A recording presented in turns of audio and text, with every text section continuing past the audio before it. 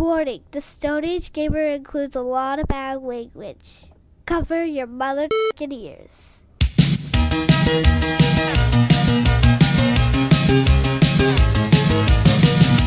Good evening and welcome to the Stone Age Gamer Podcast. I am Kris Randazzo and joining me tonight is everyone's favorite communazi, Dan Ryan. It's not my name. Who says we don't listen to our fans? It's Turd Ferguson. We've reached... God damn it.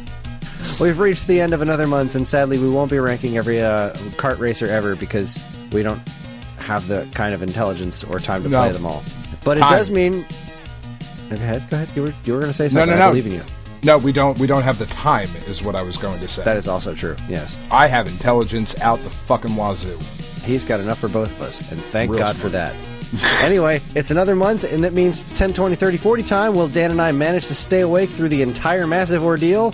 I hope you like your Ryu's extra beefy, because the Stone Age Gamer Podcast starts now.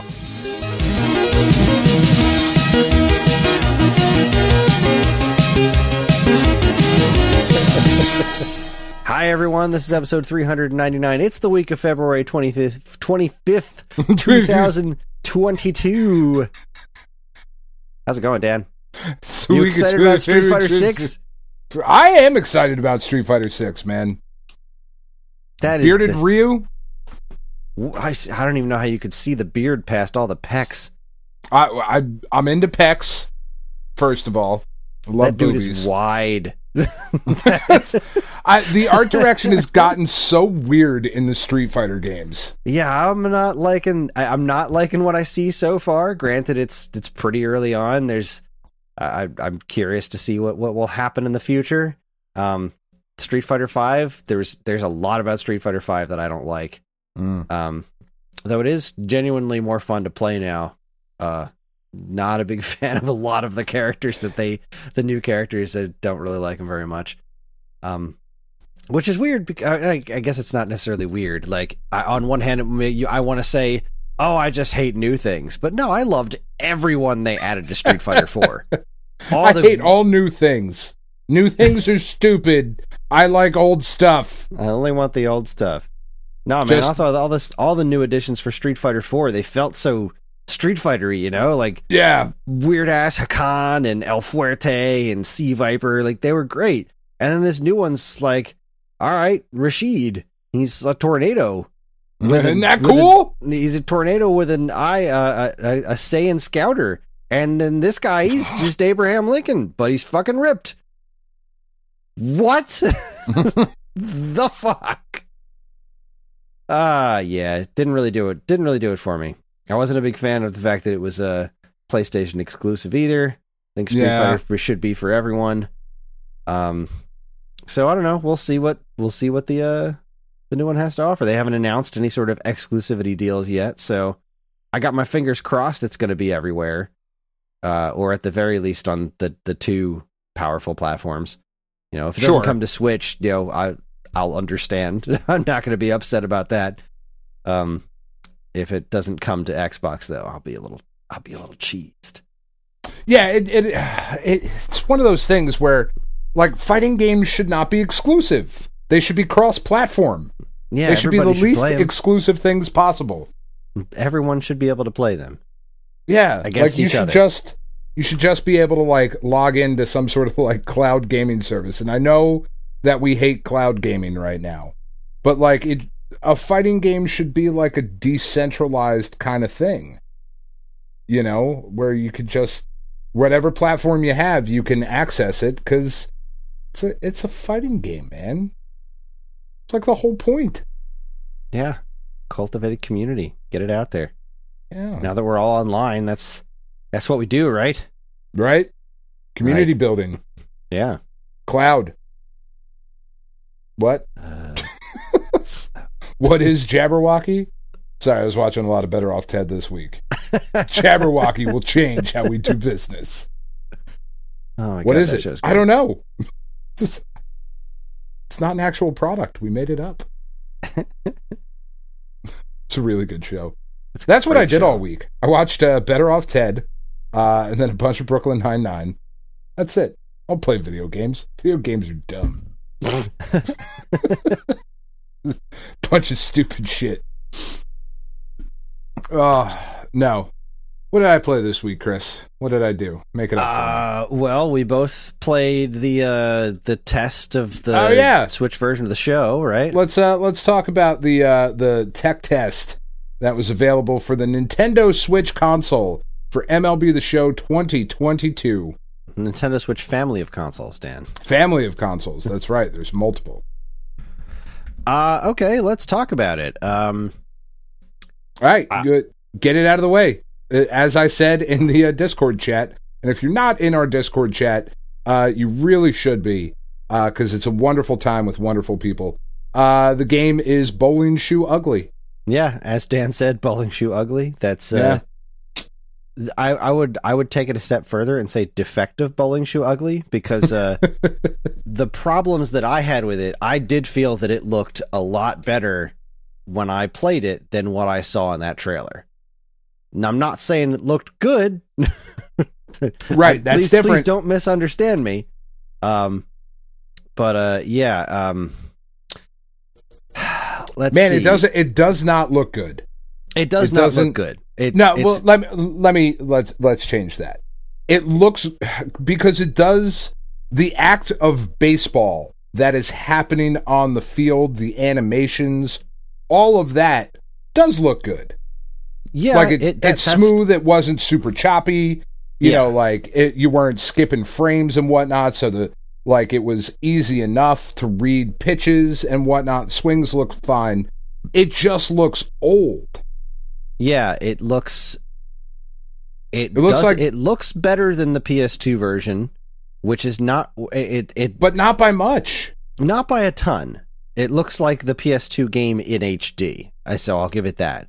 Yeah, it's kind of smack in between the PS2 version and the PSP version. Now that one got away with a little bit because of the tiny screen. Mm-hmm. But yeah. That the crowds and the signs in the background were no longer in 8x8 JPEG form. Like that was embarrassing in the original trailer. I posted a picture of that in the Discord, and wow, that's what made me think of PS2 immediately, because it was straight up in low resolution, and it was just the background elements. They looked like trash. They looked not spectacular, but they didn't stick out when I played the actual demo, which was the big problem. On the trailer, the background stuck out to me immediately, like, ugh, no, fuck it. And kill this one fire. just kind of it looked blended into the background. It looked like there's some movement in the crowd, and I don't need to look at it because it's not oppressively ugly in my face and looking super different from everything else on the field. I had a hilarious visual glitch. That was very funny. We started playing, my son's next to me, and we both just looked at each other like, what's happening right now? It was the guy's head. Like, it's not that the texture didn't load, it's that the texture was like the fucking Matrix or something. Yeah, I'm was trying awesome. to scroll through the chat and find that picture again to try and explain it, because it was like nightmare fuel. Yeah. It was just the dude's head skin was replaced by weird, garbled, colorful computer nonsense. So it was kind of awesome. Yeah, it was kind of awesome. Not gonna lie. And there were definitely glitches like that happened in the PS5 version last year. There was one glitch that was happening where the players were being rendered without their hats, like the coaches and shit. The coaching staff was being rendered without their hats. The problem with that is didn't render anything under the hats? They don't for the coaching staff, because they never take their hats off. Yeah, why would you bother rendering a head? But so it was just kind of like it just kind of stopped at the eyebrows, and it was this very clearly oh shit, your head's off. It was ridiculous. It was very funny. I found the picture I took, and I'm gonna gonna try my best. I'm gonna see if I can make it the cover image for this week's episode. It's a masterpiece. It was also very interesting that they what do you call this? They stamped it or whatever. Like your username is just written all over the screen. Yeah, which actually caused me some problems playing the PS5 version of it, because on PlayStation Network, my gamer tag username, I don't fucking know what it's called, my PSN ID. I don't care. That is Paunch 303, because that was my dad was a cop, and I am Spanish. So people were like, we're going to call you Paunch. I'm like, that's fucking racist, man. But like, all right, that's cool. It's like, I mean... It's fucking racist. Sign me up. Yeah, whatever. That's fine. So like, that's just kind of stuck. And like, one of my old bosses used to call me Paunch, like all that shit. So whatever. But because it just because of the size of the name and the angle and the batting camera that I usually play on, I could not see the pitcher throwing the ball because it was coming out into my name. Oh, so no. Like, yeah, like I had to change shit around and play with a batting camera that I wasn't comfortable with so that I could actually see the ball being thrown, which is just kind of, I mean, ultimately that's not going to be a thing because it's not going to be name stamped while you're playing it, obviously. Or at least it better not be. That would be a super weird choice. Like a super weird choice. Yeah, that would be I really hope for an option to turn it off. Yeah, right? But at the end of the day, all right, so beyond the fact that it was ugly, it played really well. Yeah, it definitely played, from what I could understand of it, it played very well. I mentioned this in the chat that I was extremely overwhelmed by it. I can't see how you wouldn't be. There is a lot going on. Like, this is not an arcadey game. This is a freaking simulation and a half. And this playtest didn't have any kind of tutorial, because that's not what this was about. Right, right. It will be there in the final release of the game. There are arcade-style modes. There are walkthroughs. I mean, like, the game does a really good job of introducing you to all the mechanics, but not the point of this. Yeah, this was just to kind of like stress test, see how it works, and if they could just clean this game up visually, as a, baseball game, it sure does seem to work pretty well. So yeah, it was great. It played really well. I mean, it was the show. I didn't stick with the pinpoint pitching too long because I have a very third party pro style controller, and the analog sticks were just not nearly good enough to be able to throw pinpoint. So like I went back to metered pitching. But yeah, like, I mean, it played like the show. It is simulation baseball. I think people, if you can get past the visuals, and I understand for some people that they can't, right? Like that's a big deal. But if you can I imagine the people that are past... buying this on Switch aren't buying it to have, like, I mean, those other MLB, what is it, the MLB, RBI baseball, the RBI baseballs, they're not graphical powerhouses, but they sell really well on the Switch because people like having a portable baseball game. I think that's the crowd that this is going for, and if they can clean this up a little bit, I mean, hell, those damn FIFA games are still selling the Switch. Like, yeah, this has potential. It's the first year of it. I would have liked to see it a bit more visually polished by this point, considering that they had, they didn't do one last year. Right. But again, all things considered, my feeling of it being overwhelmed isn't to indicate that it was unintuitive. The batting, like you following the pitch and aiming where to bat, when I started playing it, that was pretty intuitive, and I thought that was really cool because it's not something I ever really thought about, because it's been ages since I've played a baseball game. Sure. And that worked out really well for me. I had a hard time with the fielding. You were saying that I was using some sort of wind up mode or something like that, I'd be like tapping the button, be like, no, throw it to that guy, and he'd like pretend to throw it. I'm like, but the base is right. Would you throw the goddamn? And now they've scored. That it should have been a single, and they basically it's inside the park home run. What is wrong with you? Because the guy will let go of the ball. The throwing, like that particular fielding motion is there because it had like everything in the show is risk reward, right? Like the pinpoint pitching is the hardest pitching to do accurately. However, when you do it accurately, there's very little RNG into where your pitch ends up. Same thing with that fielding that you had on. There's like a meter, and you hold the button down for the base that you want to throw it to, and a little bar fills up. And when it gets into the green, if you let it go, the chances of your of committing an error on the play are dramatically reduced. However, if you keep tapping it, it keeps trying to load that meter. Mm-hmm. And like you're canceling your throw out every time. So it's like, what? Fuck, throw it. God damn it. But then there's another version where all you do is tap a button and they throw it. Yeah, that's what I would want. They're like, but that is the easiest one to do, however, has the highest possibility for RNG to commit an error. Because baseball players are going to commit errors, right? Like, nobody's perfect. You're not going to have a perfect season and whatever. So, like, all of that stuff is factored into it. Like the hitting style that you were using, that zone hitting allows you to not only like track where you want to hit the ball, or like where the pitch is thrown, but if you get good enough with it, you can also then influence it.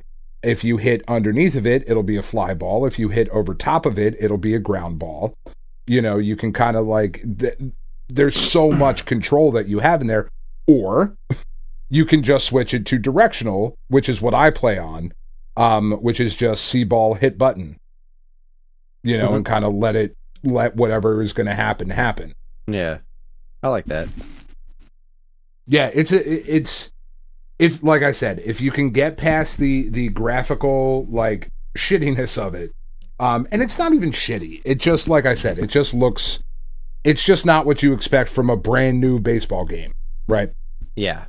If you can get past that, the amount of content and stuff to do in the show is still the same.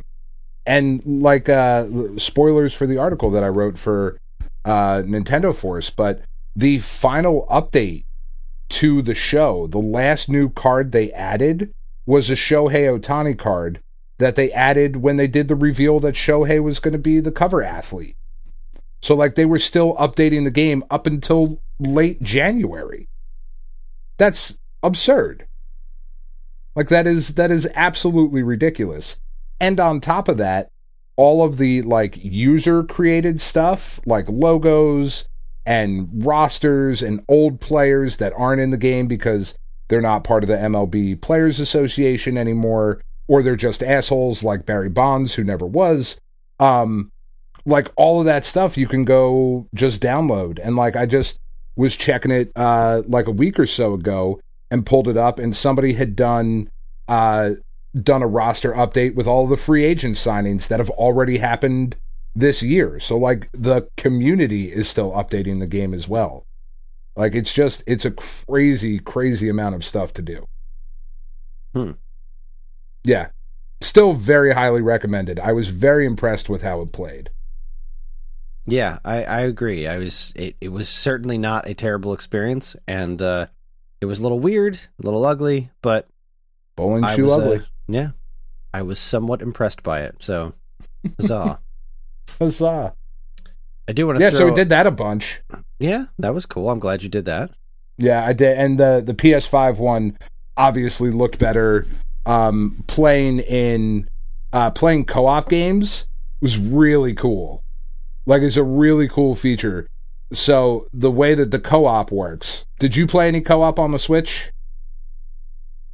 On the baseball? Yeah. No, I didn't really have anybody who was willing to pick up the controller. Well, I mean, the co-op was online for right now. So like you just would have joined a random thing. And that's what I did. I played a couple of random games.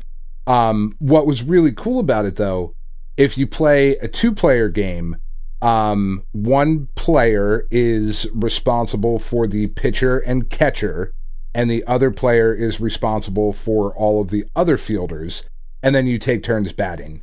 And then the next inning, when you go back out into the field, your roles reverse.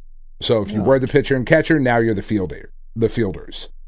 And then it just keeps swapping back and forth every inning. If you play 3 versus 3, it's pitcher catcher, and then it's separated into one person controls the infielders, and then another person controls the outfielders. And then that swaps around every inning and so on and so forth. I didn't play with voice chat on because I'm not a child, so I don't keep voice chat on when I play with strangers, because I just don't want a 12-year-old calling me a cunt. That's just not a thing that I'm into. So I communicating with the people that I played using the emojis and the quick little messages that are there. Mm-hmm. Like, you know, one of the people that I was playing with, we were the Yankees, obviously, and he hit a home run with Gary Sanchez. So like I sent a quick goat emoji to him, and then he like sent a quick like flexing muscle emoji back, and it was like, this is really fun. Like, it's really stupid, but this is really fun. And then like because I was playing on the PS5 and I couldn't see the fucking ball, I was kind of like, I was sucking at hitting it first. And when your team is up to bat, but you're not hitting, you can send messages to the guy that's up at the plate right there. And I just wasn't picking up on the speed of the ball, or like, and I was getting frustrated, so I couldn't figure out how this guy was trying to sequence me. Like, is he going fastball first pitch, you know, then slow junk, low and outside, like what, you know, trying to figure out how the guy was trying to pitch me. And the dude that I was playing with in the first game I played, in between every pitch was like, look high fastball, look low curveball, you know, like just trying to be like helpful and like trying to figure out the sequencing, you know. And then I was trying to help him out, and like it was a really cool like playing and coaching each other experience at the same time. It was wild, but it was really fun. Like I actually think that I will play quite a bit of that when it comes out. Cool. Yeah, it was really neat. Yeah, I didn't even think to try it. Honestly, we played around with it just a little bit, and then we had to go do other stuff. So yeah, that was kind of the end of that. But it was an interesting experience. Yeah, highly recommended. Still, definitely pick it up. You're gonna get so much game for $60. I don't think though, with the way that it looks on the Switch, it feels kind of weird that it's $60. I feel like it should be a little cheaper, but you're not wrong. But I know I'm not. You gotta pay that Switch tax. I very rarely am. Shit. What else did we do? We finished Uncharted 4, which God, just what a fucking game that is, man. It's such a perfect ending to the Nathan Drake story. And like, it was weird because when we finished playing it, like Tiff and I started talking, I was like, you know, I don't have any idea what Naughty Dog is working on. No clue. They did so it was Uncharted 4, and then they did Last of Us Part 2, mm-hmm. and then, but that was PS4, and then they did Uncharted The Lost Legacy, which is the Chloe and Nadine game, which is on this collection. And then they did The Last of Us 2 Remastered to get that ready for the PlayStation 5 release. But, I mean, they haven't even made an announcement as to what their next game is going to be, other than they're working on 3 games at the moment. And it's like, well, shit, man, that's... In that whole big preview that we did, like, a couple of weeks ago, one of the biggest PlayStation studios hasn't even made an announcement as to what they're doing. That's nuts. To me. I don't know. It's such a fucking... Like, it's so wild. Those games are so good, and they're so identifiably PlayStation. And I love the little moments in in the Uncharted games in particular, but they really kind of drove it home in Uncharted 4, where there are sequences, like where you're running from a truck or whatever, that are 100% Crash Bandicoot. Like they're 100% that very first level of Crash Bandicoot when you're running from the boulder and whatever. Like that's what those sequences are in the Uncharted games, but they're just, you know, they're these just nice little homages to where they came from. It's really cool. So we blasted through that. And then we started playing a game that I had picked up a little while ago called Raji, which is, man, I don't even really know the best way to describe it. It's a short little indie game, right? And it's somewhat of an action platformer that's got kind of Uncharted vibes to it, in that there's like some of the like climbing around on like different structures and shit. But it's the way that the game is presented. It's the intentionality of the camera in that game is stunning. They fucking absolutely nailed it. Like the camera just does these really interesting big cinematic sweeps around the level, and it's always in a place where you need it to be able to see what you need to see and where you need to go, and it'll zoom in at the right time and it zooms out at good moments, so you can kind of take in this whole breathtaking landscape that they've built up. And the whole story is centered in Indian mythology. So like Vishnu and Durga and fucking God, I can't remember any other Indian gods right now, which is ridiculous. But it's like all of that shit. Brahma is like a big part of the story and whatnot, and it's just really, really cool the way that they're telling it. Because like interspersed with the action sequences that you're going through, it cuts to like this very old school, like almost shadow puppet theater, where, you know, like you would have the wooden, like the very, very old wooden puppets that would be behind a screen, so all you could see is their silhouette, but also like the, you know, the heavy sticks that would hang off of the arms as the people are controlling them behind the screen. Like that's the way the cutscenes are telling this story. It's really, really awesome. I have a few complaints with the combat, just because they're trying to do a lot of different things with the combat, and for the most part it works very well. I just wish it's not quite tight enough.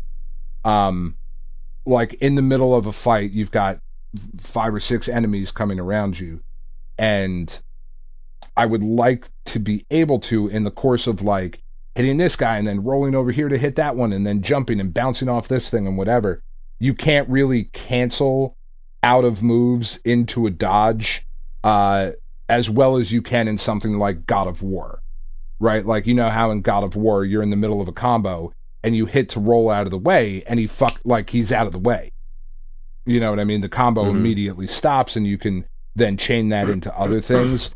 There's like a slight delay when you go to change direction in the middle of combat. That's kind of fucking me up. But overall, like, I got the game on crazy crazy sale. And it goes on sale a bunch. It's on Switch. I think it's on Xbox as well. I think it was something that you had even said, like, oh yeah, like I'm kind of into this. Like, I think it was something you were looking at a while ago when it came out. But it's really, really cool. Like, I'm having a really, really good time with it. And I, using my favorite website, How Long to Beat, it looks like it's about a 4.5 hour game, which is right about what I need after going through Uncharted, you know? Take a quick little detour off to the side, do this, and then we'll jump back into to do the Uncharted: The Lost Legacy. And then once we play through that, maybe I might try to weasel my way into Sifu, because I definitely want to check that game out.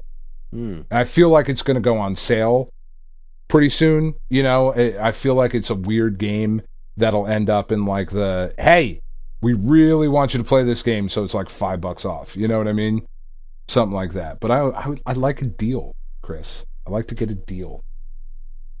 I feel like I'm getting something I shouldn't. Mhm. And I think that's it. I think I'm all tapped out. I mean, other than Pad, there was a bunch of stuff that happened. It was the 10th anniversary. It was absurd. Yeah, they announced 10 a years. Switch game and everything, too. What's that? There's a Switch game now? Yeah, there's a Switch game that I might check out at some point. It's very, very different than the Puzzle and Dragons mobile game.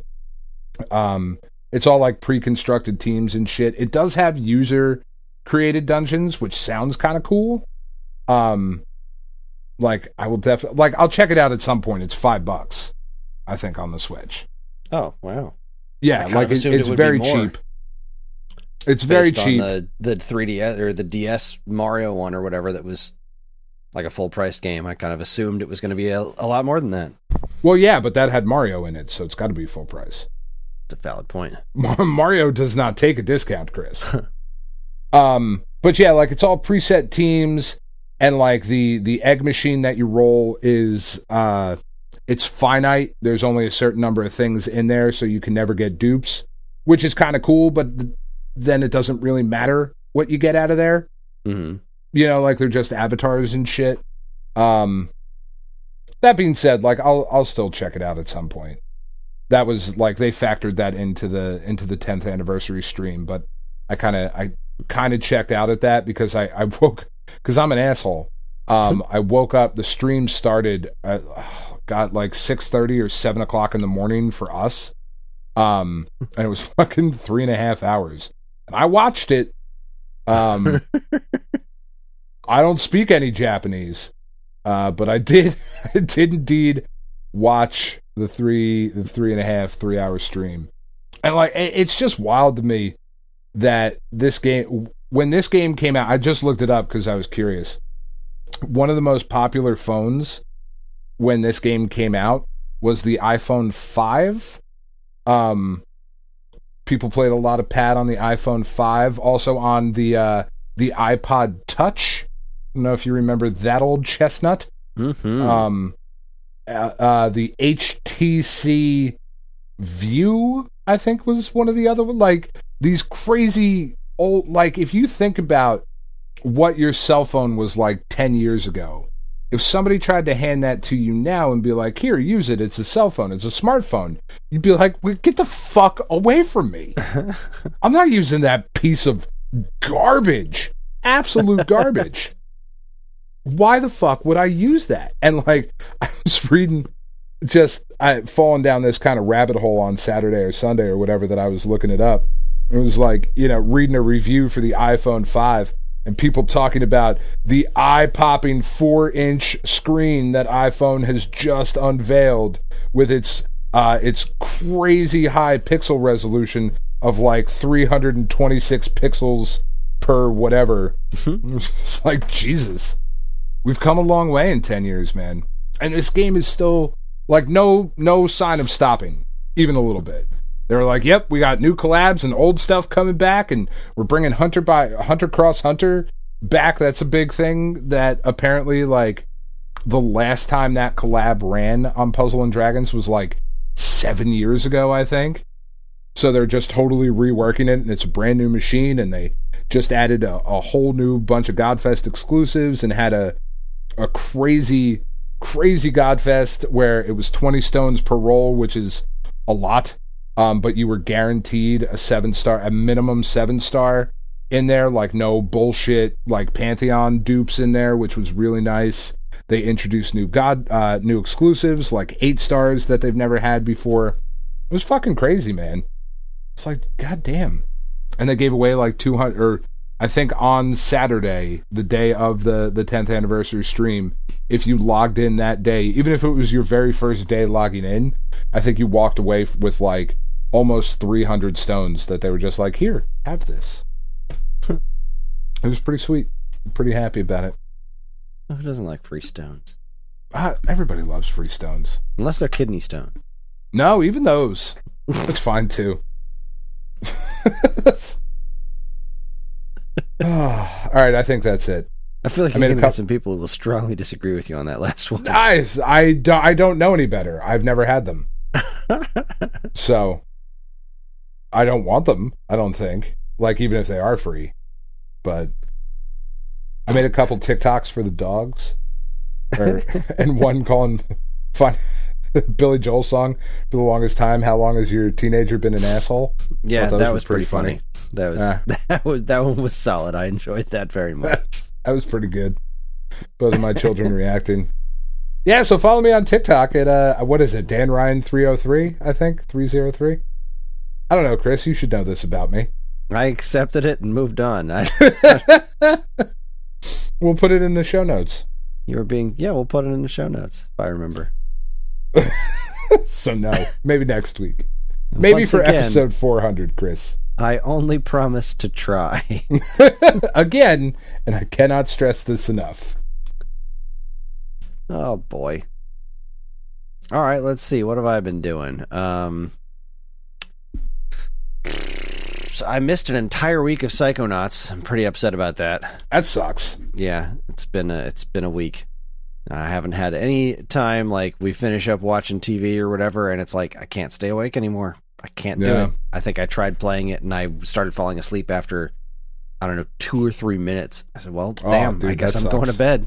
Guess I'm old. Yep. So, that was pretty cool. Except it wasn't at all. That was great. It made me really happy. On the positive side of things, we did finish Wind Waker. Very nice. Which John was really, I thought the ending was really cool. He thought Puppet Ganon was way cooler than I ever did. But that makes sense. He likes big bosses and stuff. So Sure. He wasn't as shocked by the sword thrust in the forehead as I was. No. He was actually kind of sad that there wasn't an escape sequence that followed it. This dude loves Metroid and escape sequences. Man, that is your kid. To beat the final boss, we have to escape from stuff? It's like, no, we just stabbed Ganon in the face. That was the ending. No, he loved it. He loved it. He's been listening to the music all day and making versions of the bosses out of Legos. Like, he loved Wind Waker, and it makes me so very happy. That's really awesome.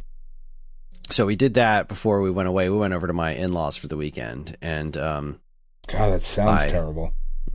It was an experience. It was something. They got a Switch for Christmas, and I helped set some of that up for them. They hadn't connected to the eShop at all yet. And I was like, they got the games that they got for Christmas, but there's so much free stuff on there. Like, all right, I'm gonna download you some awesome demos, like good ones, just a whole mass of shit. Here you go, have fun. So they were really happy about that, and I got them properly connected to the eShop and signed up for Nintendo Switch Online. Like, it came for free with their system. They just never finished setting it up. Like, the system, they bought a bundle that came with a free year of it, and they just didn't finish setting it up. So went ahead and did that for them. So the kids have the NES and Super NES games now. So that's pretty cool. But also, while we were there, because it was all weekend long, except for Friday morning, I was really excited to try the Switch Sports demo on Friday morning, the online stress test. Yeah. Except it was 10 p.m., not a.m. So I got all riled up, and I couldn't figure out why I couldn't connect, and then I looked at the times again and realized that I was a jackass. So I wound up doing it at 10 p.m. At my in-laws' house. First round by myself, because the kids were all going to bed, and I was like, all right, well, I really want to try this out, so I'm gonna do it. So I just played in tabletop mode in the bedroom that I was staying in, and it was fucking great. I loved it. It felt like Wii Sports, which was exactly what I was afraid it wasn't going to. Right. Like, after there was just something not right about the bowling and clubhouse games. Yeah, like, you were saying, it just was a little off. Yeah, it was fine, but it felt like that Carnival Games game, Like, it felt like it's just not. It was missing that special something that made Wii Sports feel like Wii Sports and made it so intuitive. And this was just 100%. I thought it would feel a little weird using a Joy-Con instead of a Wii remote, but it worked. Yeah, it worked fine.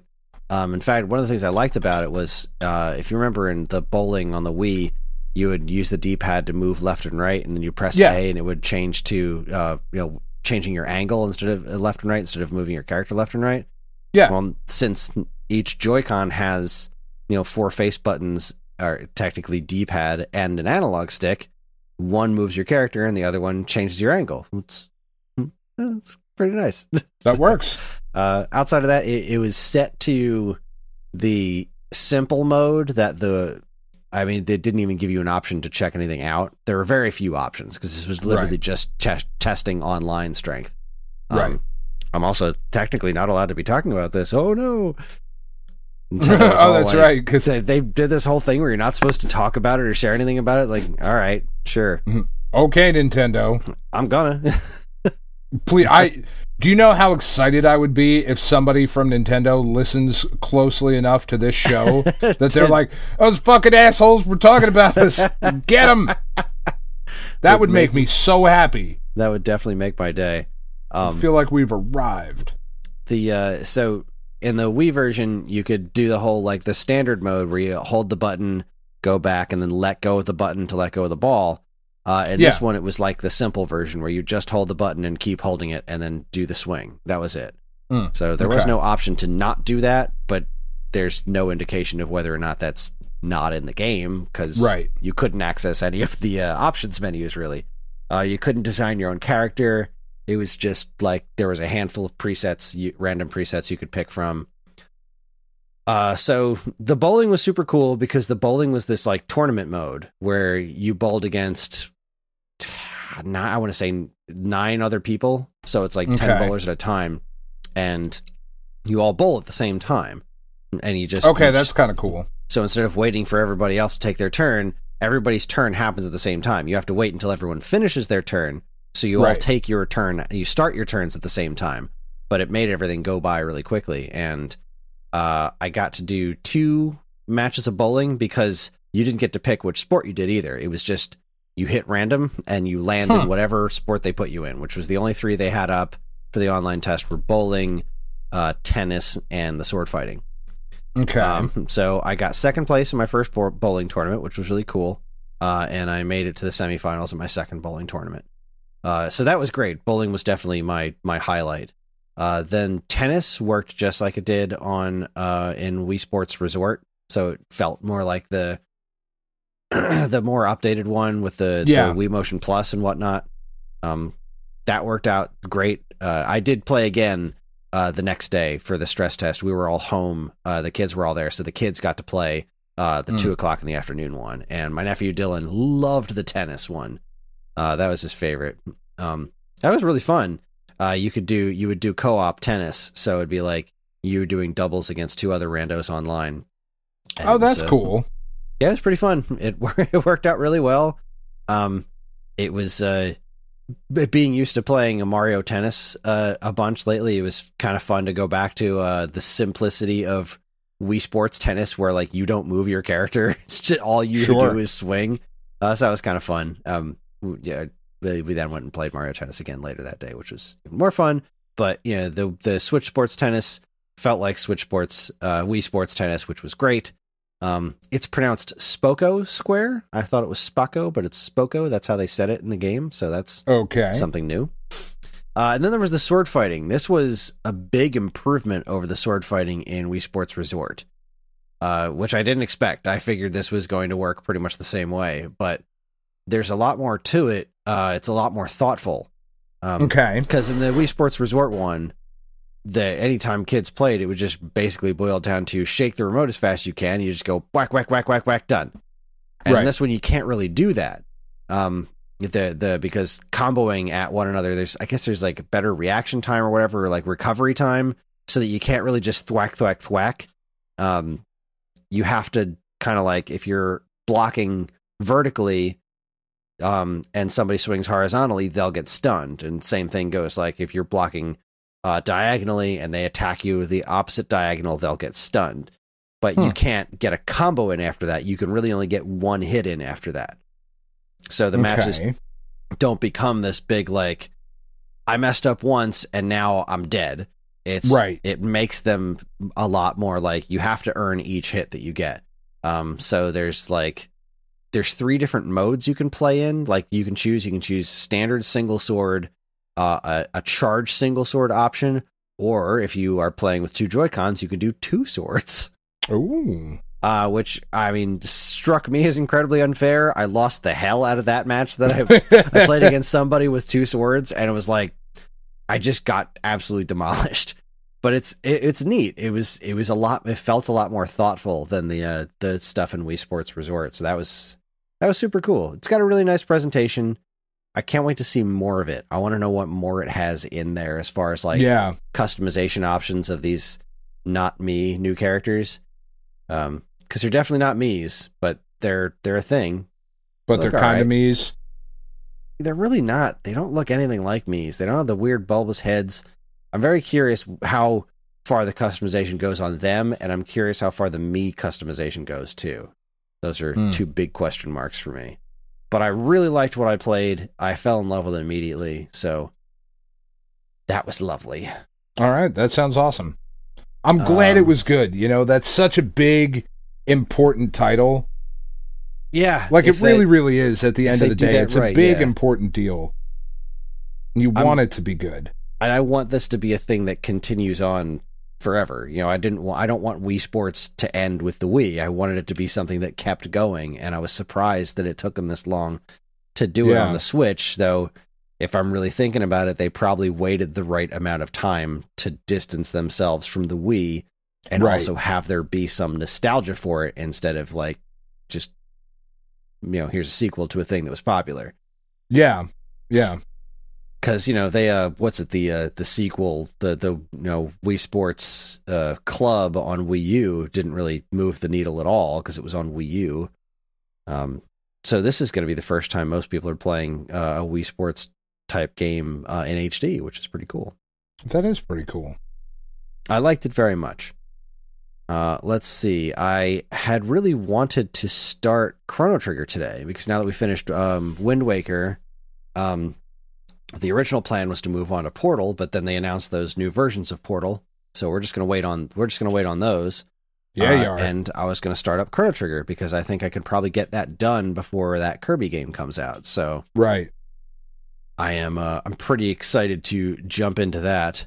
I wanted to start it today, but I ran out of time because I mentioned last week that I started selling some of my stuff.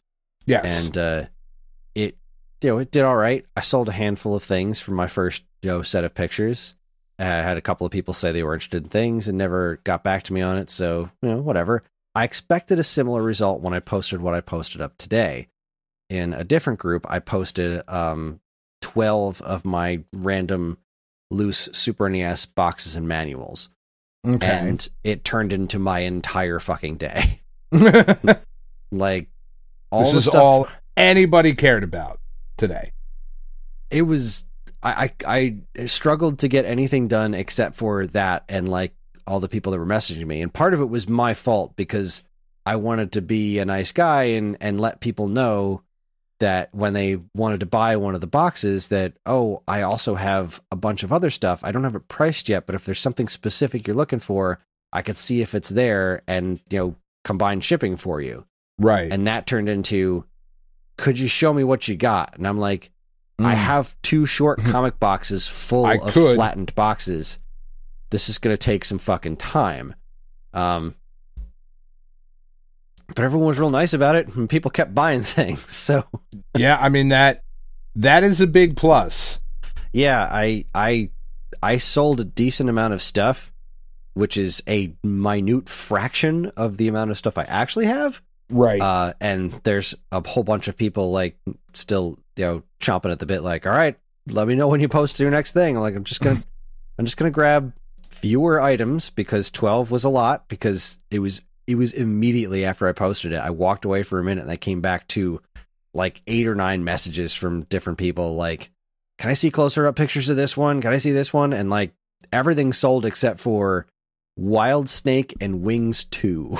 That was like 2 Snake. Boxes for Wizardry, my spare Chrono Trigger box. I can't even remember what else was in that the original posting. And then I sold, like 15 other things from my back catalog that I hadn't posted yet. And everyone I dealt with was an absolute joy to deal with. Like everyone was really, really That's nice. crazy. Yeah, it was. That never happens.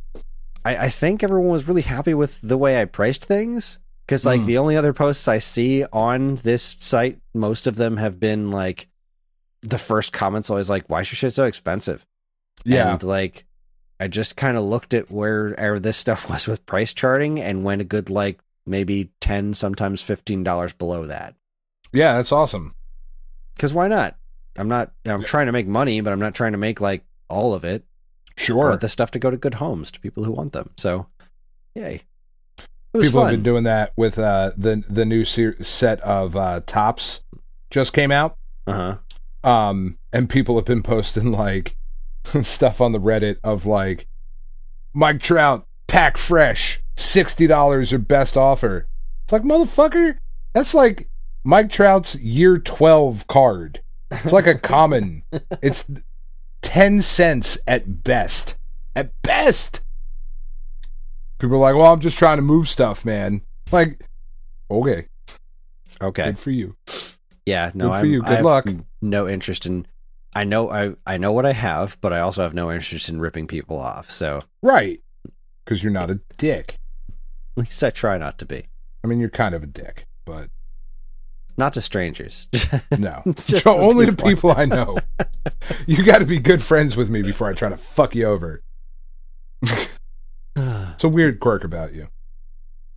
So yeah, it was a really stressful day. It was very frantic, just trying to keep track of all the. I mean, it was a lot of messages. It was like, yeah, I must have dealt with like all around the same time, like, geez, I don't know, like 15 different people, and it was just very, very hectic, and I was not used to that, so. I think I made everyone happy. I sold everything that I posted minus those other 2 boxes, which I'm not terribly surprised about. I'll list them again later. But yeah, next time I post something, it's going to be, here's like 5 items. And I'm not telling anybody else what else I have. I'm not posting any more full collection pics. Just here, the only thing I have the mental bandwidth for is to sell these items at a time, and as I price the rest of the things, I'll price the rest of the things. Yeah, like don't put all that shit on yourself. Like, you do what you can. You know what I mean? Like that's it. Yeah, and you don't have to do anything else. Everybody would, when I started like doing that towards the end of the day, when it's like, all right, I have a whole lot of work to do that I haven't been doing like all day. Actual work. Like I gotta post these NES. Like NES was the biggest problem. Like N64, I have like 15 boxes, so I showed that off pretty easily. And same with like Game Boy Color or whatever. But people were really wanted to see the NES stuff I have, and that's the one I have the most of. Sure, like, NES alone is, and that's what everybody wants. It was that and Super NES. But it's like it's 3/4 of a short box for just NES boxes, and that doesn't include the manuals too. So. I took a picture of the box and like the stack of manuals. I was like, I can't do this right now. I'm gonna parse this stuff out in small stacks in the group when I can. People are really buying this stuff. The amount that I made today was not what I expected. It was a stressful day. Much better than you were expecting. Yeah, it was no Jelly of the Month Club. I'll tell you that for free. But I'm glad they're all going to like enthusiasts. I think the only one person bought something from me that was worked at a store, and they didn't buy it for like, I think I charged a little bit less. They asked me for could I do any better, and I went a little bit lower. But other than that, It wasn't like half price, and that's the other reason I'm doing it this way is. I didn't want to like trade it in at a store and get half of what they were worth. Right. The other thing that concerns me is that PayPal was like, hey, you've made a lot of money. We need to do some tax information on you. I'm like, oh boy. Oh shit. So now I'm like, all right, well, I made this money, but I feel like I only made half as much now because I feel like they're going to hit me with some like massive taxes on like, oh, you sold this for $40. 20 of it is ours now. And yeah. At that PayPal's usually pretty good about that, though. I hope so. It's just they're just going to send me like a tax form, be like, you've sold more than X amount of dollars. This has to be reported. Like, you have to report for taxes now. Yeah, Okay. you have to. Yeah. Like, you don't. It's not really an option. Yeah, I'm not concerned about PayPal taking money. I'm concerned about the government taking money because Yeah. I've had a lot of bad luck with taxes over the years. Yeah, me too, man. It just doesn't sucks. seem like it should be that hard. It just doesn't seem like I should get fucked every single time we do it, but But we are. But here I am, bent over. Just taking it. Well, I think that's about all I have to talk about. We have a massive 10, 20, 30, 40. So I don't know. We'll see if we get through all of it before I decide it's just time to fucking stop. Yeah, let's do it. Let's get into it. We're going to take ourselves a quick break. We're going to come back and do the 10, 20, 30, 40 for February. You're listening to the Stone Age Gamer podcast from Geekade.com. Stick around.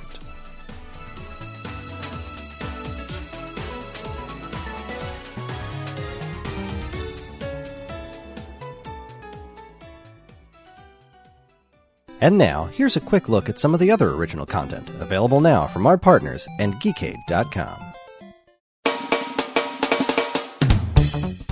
Okay, let's just do each pick one thing. I'm going to promote that thing. I just got to find it. Let's just tell jokes, Chris. I got some jokes. You ready?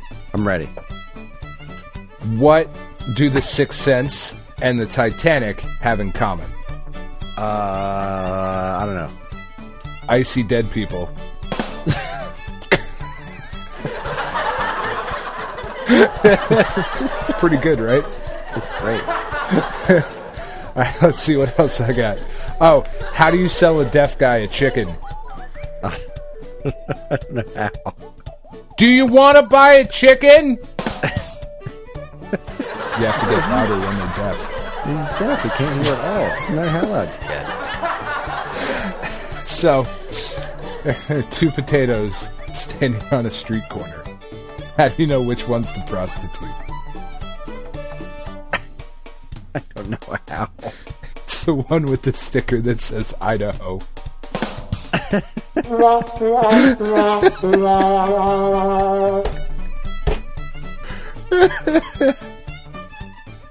Oh, man. Did you know, Chris? This is interesting. This is an interesting fact about me that I'm not sure if you knew. Did you know that at one time my dick was in the Guinness Book of World Records? No, I didn't know that. I did. It's not there anymore, though. The librarian got real mad and asked me to take it out.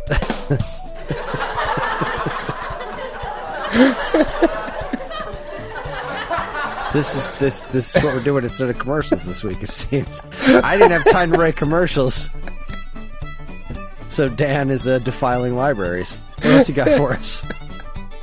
Oh, man. Over the weekend, Tiff and I, we stayed at a hotel. It doesn't matter which one because I'm lying. And some guy came up to me and he was like, I'm sorry, sir, could you help me out? I'm a little bit lost and I don't know what room I'm in. And I was like, oh, it's okay, man. You're in the lobby. No, not as much on that one. No. Sorry, that was a swing and a miss. Alright, shit. Alright. Fuck. Do I have any others? Oh, the girls. This one's really good. This made Katie get up and leave the dinner table.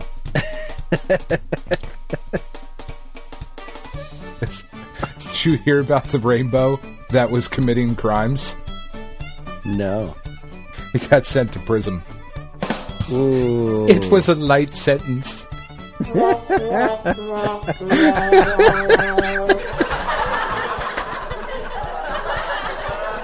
Yeah, that's pretty good. That's a good one. Yeah, like that's that pretty one. good, right? All right. That's all I got. I think I'm out. That's my.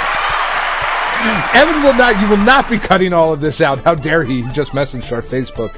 You leave this in for the people. This is what the people want, Evan. Dan could have promoted his safe at home rescue. He could have tried to save some dogs, but instead he did this. I've got two really cool dogs that just came in. on Thursday from like a really, really terrible situation like this.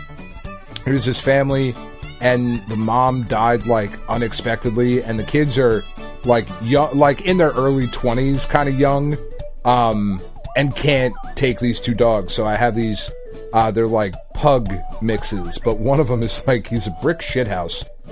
He's a huge dog. He probably weighs like 70 pounds when he should weigh like 40 pounds. Apparently mom fed the dogs a lot of table scraps too. But their names are Benji and Ellie, and they're really, really great dogs. And somebody, we should have one of the listeners should adopt these two dogs. They have to go together. I will drive like halfway to Ohio, because we have a lot of Ohio listeners. I don't know. Yeah, promote this. Like, share safeathomerescue.org. Like, share it with your friends. I will, like, legit, for people who live, like, in the Ohio area, I will fucking drive, like, halfway, maybe. I don't know how far away is Ohio from here, Chris. You went. That was a long time ago. It was like 5 hours, I think. Oh, 5? Yeah, dude, I'll drive 2.5 hours up. I don't care. I'll meet somebody. Like, where is that? Pittsburgh? Yes? Yeah, I don't know. I don't know geography. I don't know what I'm talking about. I'll drive to Pittsburgh. Adopt some dogs. Spread the word. Help us out. Love you. Bye. Word. That's it. All right, I'm done. All right. I will spend my advertising time advertising for our good old fashioned friends. What the hell is this? The ECC. I don't know what that means. It started off strong, Chris. It's falling apart. This Transgalactic Uno Cup is back on twitch.tv/vest_lord. M the Mercenary, Truth, Vest Lord, and Dr. Strike. That's it. Those four chuckleheads will be playing Uno on Twitch on February 26th at 1 p.m. Eastern Standard Time. I watched a bunch of the last one, and it was pretty fun to watch. It goes on for a while, so you can jump in and out of it, do whatever you like. But it's a pretty fun experience, and I'm a big fan of all these guys. So. They're putting a lot of effort into this Uno thing, so if you want to watch some chuckleheads play Uno online, there's your ticket. There it is. Thank you. There you go. How are you? Very well, thank you. That's it. For all this great content and more from us and our partners, be sure to keep your eyes on geekade.com.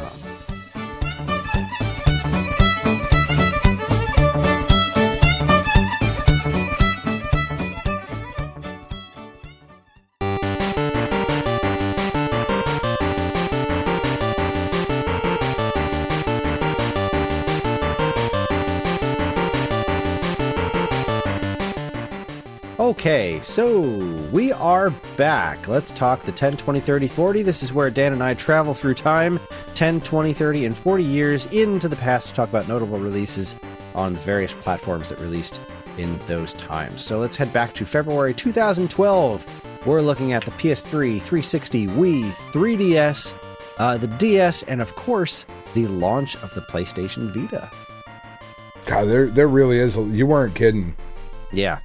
Obviously, we're not going to go through all this bit by bit, but like I said, I did have this kind of broken down by platform here. So the PS3 and the 360 had very similar months. I think they each had 1, 2, 3, 4, 5, 6, 7. 1, 2, 3, 4, 5, 6, 7. They each had 7 what I considered notable releases. There was a couple of, like, I think there was a UFC game that came out on both platforms too, but I just wrote down the ones that seemed to be worth talking about. PS3 got The Darkness 2, Jack and Daxter Collection, The Simpsons arcade game, Blaze Blue Continuum Shift Extend, the Twisted Metal reboot, Asura's Wrath, and the SSX reboot. That's a pretty solid month. It's a very solid month. That Darkness 2 game is a first-person shooter based off of the Top Cow Image comic book, The Darkness, really good. The Jack and Daxter Collection was a very solid collection. PS3 was really good for that. of like taking collections and just making them really, really awesome. And the Jack and Daxter games are great. Yeah, you know, they're great, and you could see, it's funny, you could see a lot of Crash Bandicoot DNA in Uncharted and The Last of Us, and you can also see a lot of Jack and Daxter DNA in there as well, which is really cool. Yeah. No, that's everyone likes. Did you play those? Blue. Which one? Did you play through the Jack and Daxter games? No, I played like 5 minutes of the first one, and that was it. I kept buying them, but yeah, I didn't play them. I think I have all three of them for PS2, and that's it. But it's wild. That's a thing that I do. That Simpsons arcade game should be just perpetually available. Oh God, it should. It's so good. It's so much fun. It is. It's just so fun. That's a wonderful thing. How was the Twisted Metal and SSX reboots? How were they? Honestly, I don't remember. I remember liking the Twisted Metal reboot, not loving it, because like it just they just kind of stayed too much the same, I guess. And I don't know what else I would want from Twisted Metal. Like I don't know what sort of innovation there is to do in that game, but I don't know. I remember liking it, not loving it. And I don't even think I played the SSX reboot. Maybe I did. I don't know. Were we doing the podcast back then? Can somebody go back and listen and check? Yeah, I don't know. I don't think we were. No, I don't think we had started quite yet. I don't think we've been at this for 10 years yet, but no, getting there. We're getting close. And Asura's Wrath, I know of it. Never really played it though. Same here. That's another one of those games that I know of and probably should try at some point, but it just hasn't happened. So, yeah, no, and just it is actually, we're not even close to 10 years. I don't think, because be 520 episodes, and we're about to do episode 400, so we're still 120 episodes away from 10 years. Thank God. So, well, no, I mean, because that's like.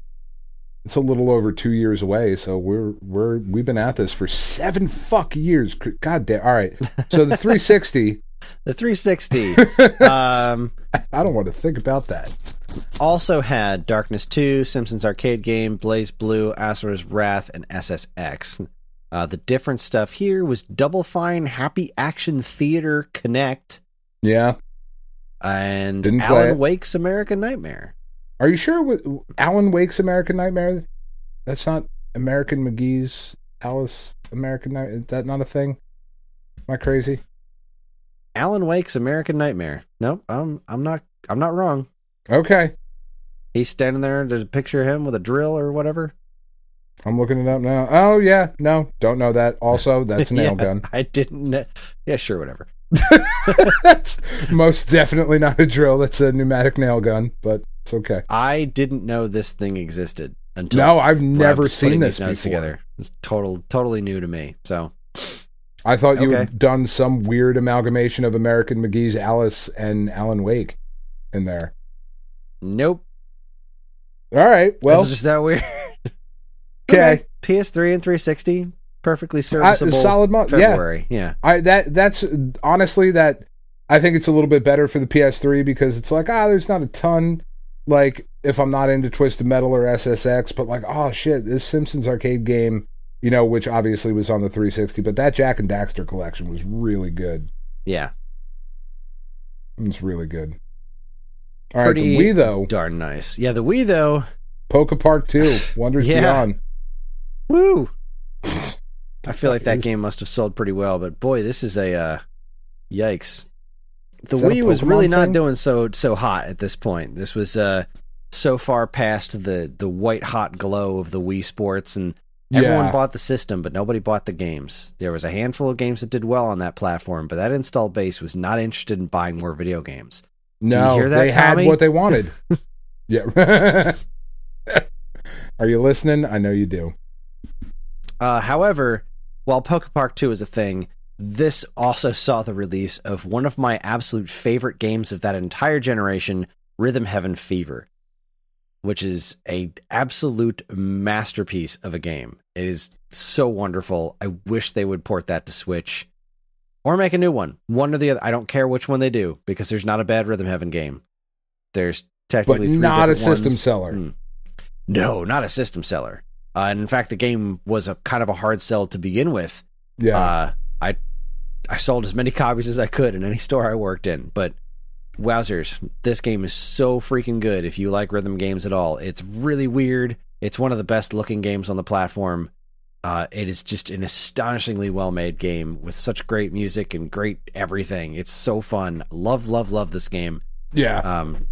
Honestly, that 3DS one that they did, that's what if they could port any one Rhythm Heaven game to the Switch. And the reason I say port over a new one is that I think the guy that was kind of behind these games had some sort of like really bad health situation, so I don't think he's capable of making more games. So that's kind of what makes me think this series might be dead.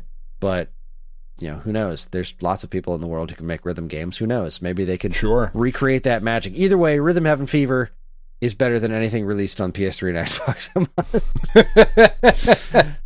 I may be exaggerating, but maybe I'm not. Am I? Who knows? But yeah, just those two games, Poke Park and a really weird rhythm game, is all that we had that month. But it's all you needed. Not that February is typically all that big of a month, but the real stuff's coming up though. The real stuff's coming up. 3DS had a freaking crazy ass month, but the DS was still around. Shin Megami Tensei Devil Survivor 2 and some random cell phone puzzle game called Zuma's Revenge. Yeah. Still came out on the DS. So way to go, DS. Way to keep rocking. And I mean the Shin Megami Tensei games, like, they are, I mean, we were talking about it in the Discord over the weekend, right? They have their hardcore fans. Yeah, that is a series that you're right. They have hardcore. It has hardcore fans for sure. I am not one of them, but I've never really tried them, so sure. I certainly don't hold anything against said games. But the 3DS had to go up against the Vita launch this month, and Nintendo definitely brought that shit for this month. On the eShop, there was Sakura Samurai Art of the Sword, which is really neat. 3DS, the little eShop game about samurais and whatnot. I really enjoyed this one. The excellent Resident Evil Revelations. Yeah, that actually was good. wound up getting that got upported to a bunch of other platforms. Yeah. But there's stuff about the original 3DS release that's still pretty darn cool. From what I've come to understand, I didn't play a ton of it myself, but I was keeping my eyes on it at that point because I was still like, yeah, I really like Resident Evil 4. Yeah. Maybe I'll try this one.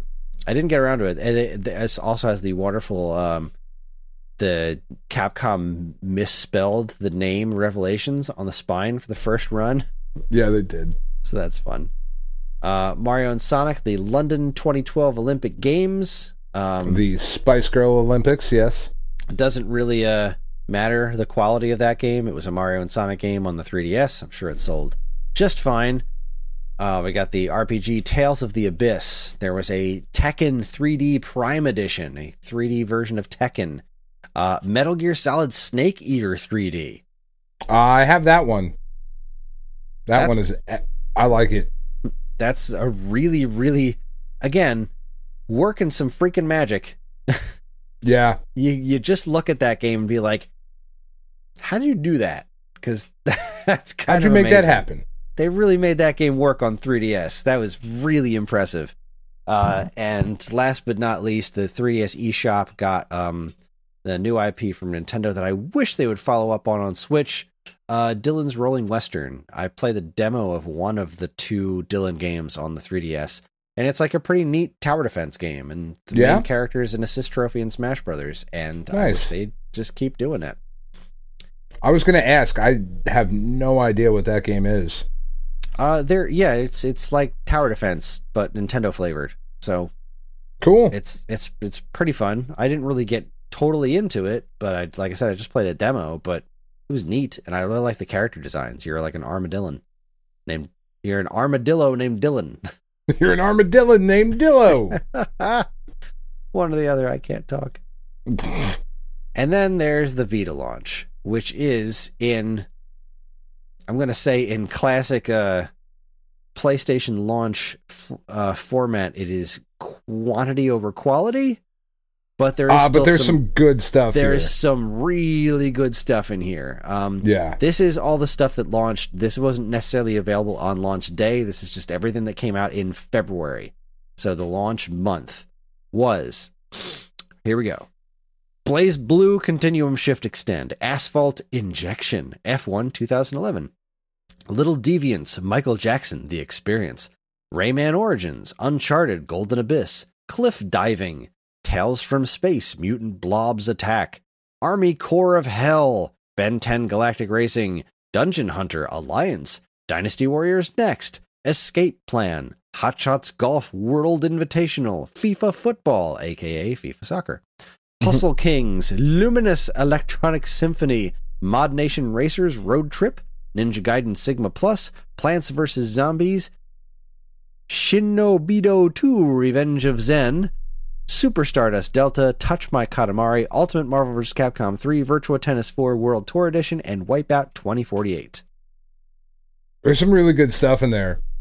I believe Ultimate Marvel vs. Capcom 3 is one of the 2 games I own for my Vita. Man, fucking sucks for the Vita. It was a good system.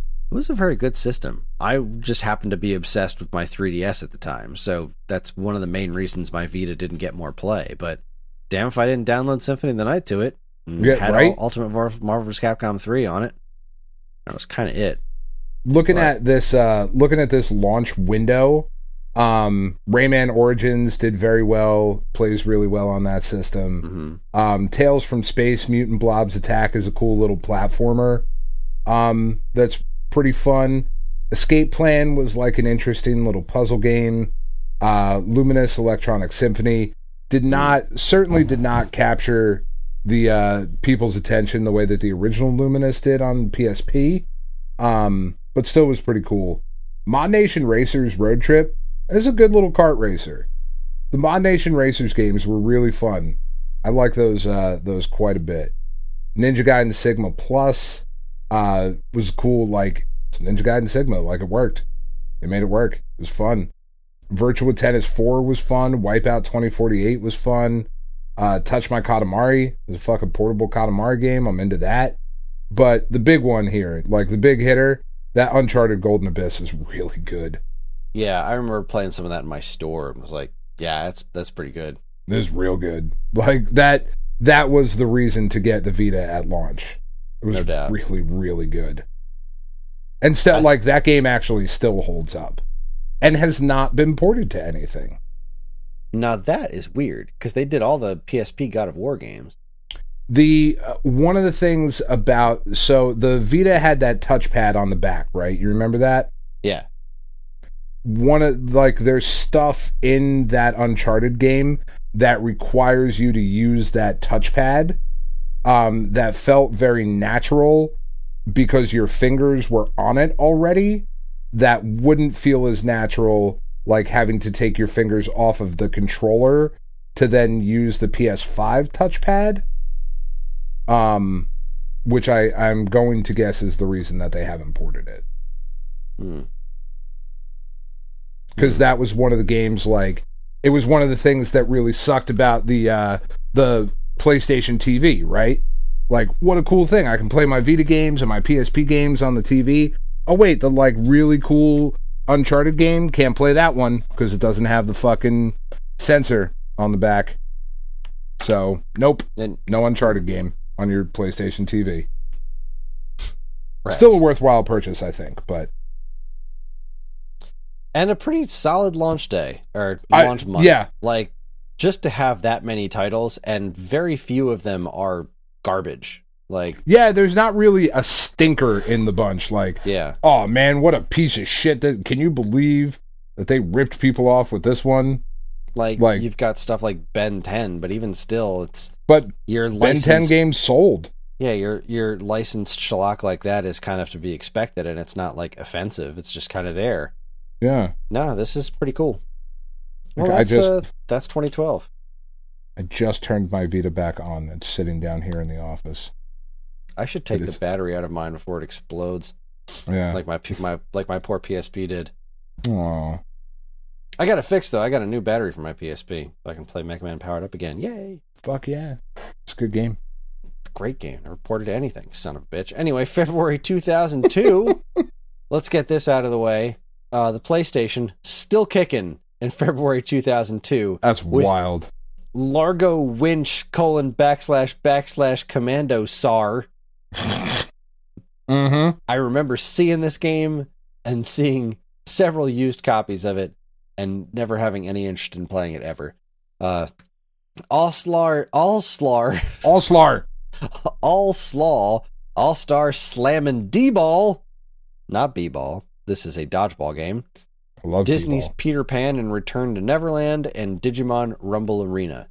PlayStation 1 was not blessed with an abundance of quality titles this month.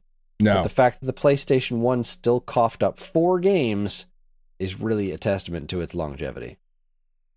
Yeah, it really is. Like, honestly, that's crazy. On the exact opposite side of the spectrum, though, we have the profound sadness that is the final U.S. release for the Sega Dreamcast, NHL 2K2.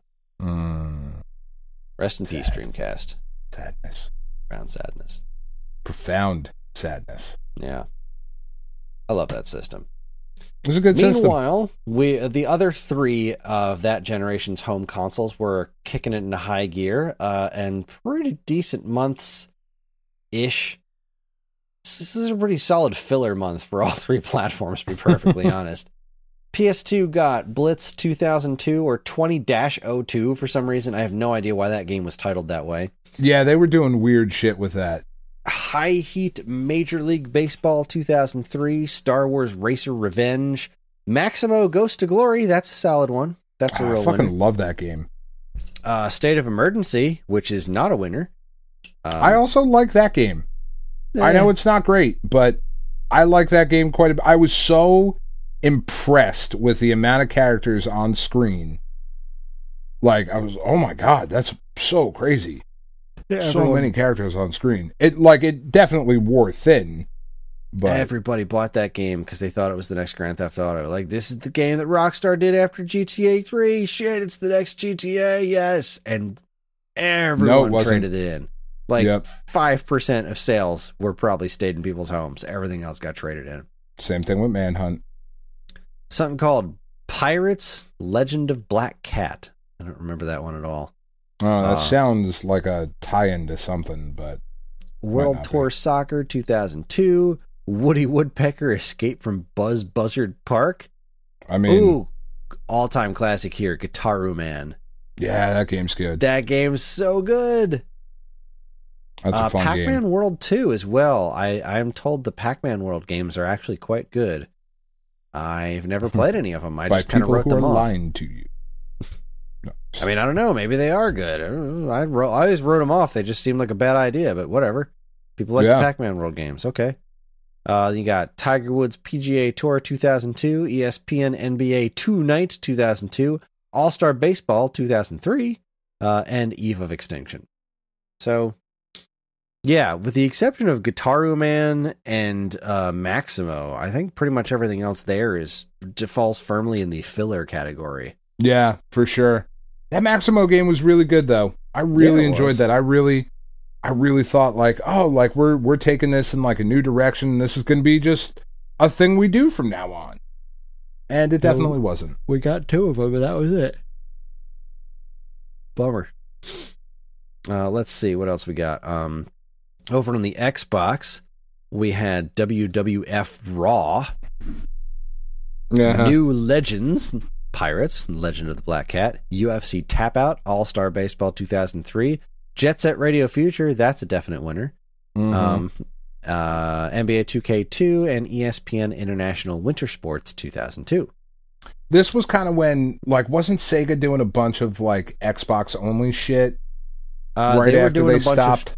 They were doing a bunch of Xbox-only shit and a bunch of GameCube-only shit.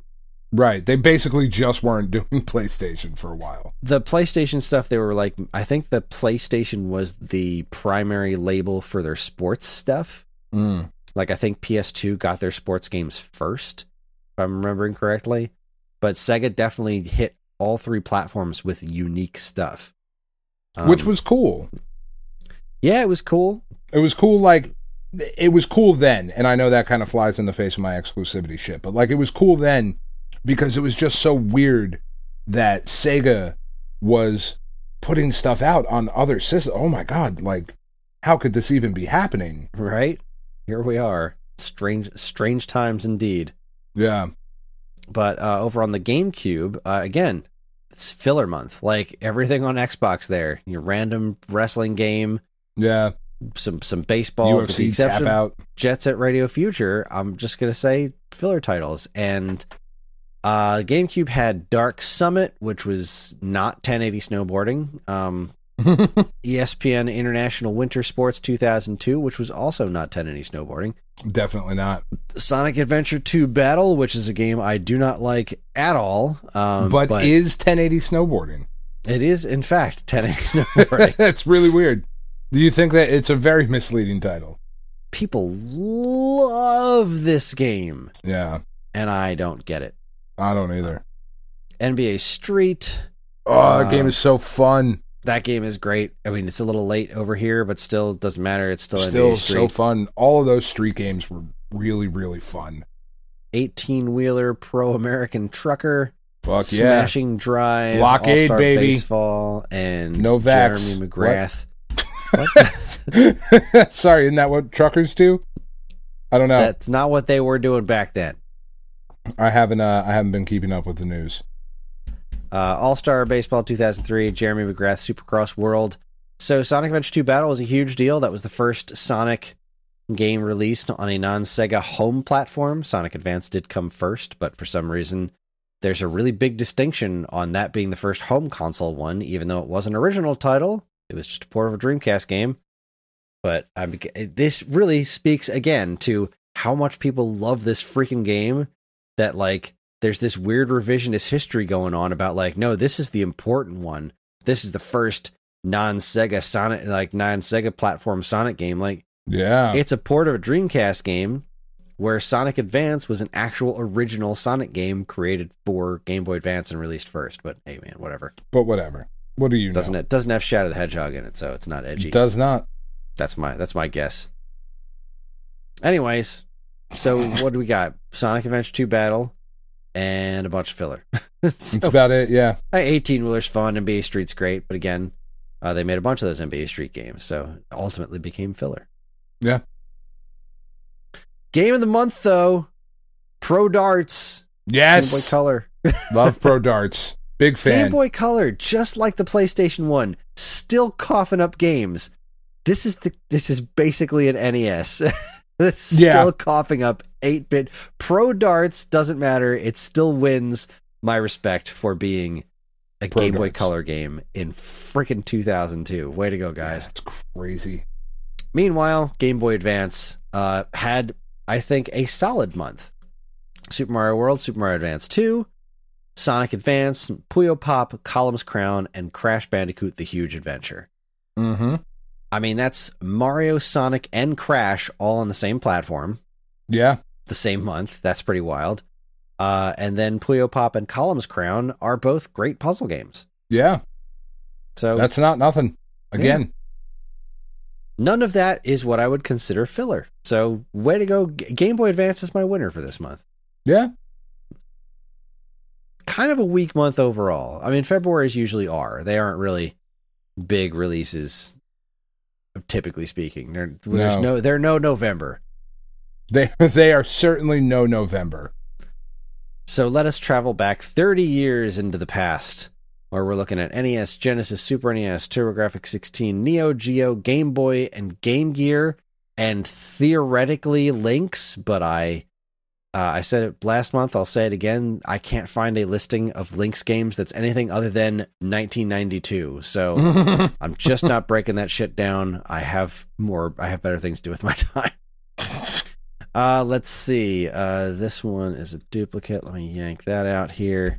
So for NES, we had F-15 Strike Eagle, Godzilla 2 War of the Monsters, Hudson Hawk, MC Kids or Mick Kids, Sesame Street Countdown, Star Trek 25th Anniversary, Super Spy Hunter, Turtles 3 The Manhattan Project, and Terminator 2 Judgment Day.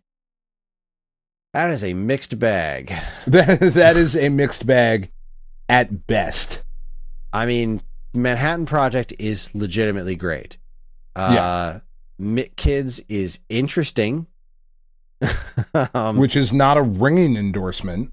Super Spy Hunter was kind of cool. I can't remember much about it, but I liked Spy Hunter, and I feel like I liked Super Spy Hunter as well, and I don't know anything about the Terminator 2 game. Outside of that, though... What's the weird thing with Mick Kids? Isn't that a reskin? Yeah, it's a McDonald's platformer that's a reskin of something, I think. Let's find out. Doobly-doo. Doobly-doo. According to Wikipedia, Mick Kids is a 1992 platform video game developed and published by Virgin Interactive. It was initially released for the NES in February in North America by Ocean Software and May 93 in Europe. As a licensed product for the McDonald's fast food restaurant chain, the game stars two children named Mac and Mick, who venture into the fantasy world of McDonaldland in order to return Ronald McDonald's magical bag, which has been stolen by the Hamburglar. The game was created by four people in 8 months. So it's not so you know it's good. It's definitely not a reskin. Mick Kids was ported to Commodore 64, Amiga, Atari ST, and MS-DOS as McDonaldland. It was only sold in Europe. The NES release in Europe had the same name as the home computer ports. A different version of the game was published for Game Boy, also called McDonaldland. Outside of Europe, it was rethemed for Cool Spot and later released as Spot the Cool Adventure. That's what it is. This game got reskinned. I thought there was a McDonald's game that was a reskin, though. It doesn't matter. Moving on. Yeah, we've spent way too much time talking about McDonald's video games. All right, February 1992, not a banner month for NES, but I mean, then again, we're in 16-bit territory now. Yeah. Still, Turtles 3 is pretty good. Isn't that Godzilla game like crazy expensive now too? Oh, probably. I feel like both Godzilla and NES games were absolute trash, but let's see. I like them, but that's me. I like Godzilla. You know. Godzilla War of the Monsters.